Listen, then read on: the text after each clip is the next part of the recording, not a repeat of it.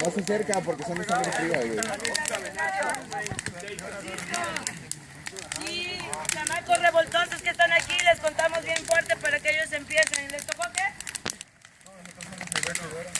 Resulta que era una familia compuesta por una mamá y un niño. El punto era que estaba el niño y vio unas galletas en la mesa. Y pues el niño, como todos los niños, se le dejaron las galletas. Y entonces le dijo, mamá, quiero galletas. No, no puedes tener más galletas. Y ya no pasaba el rato y le volví a decir, mamá, quiero galletas. Y ya, pues, siguió. Mamá, quiero galletas. No.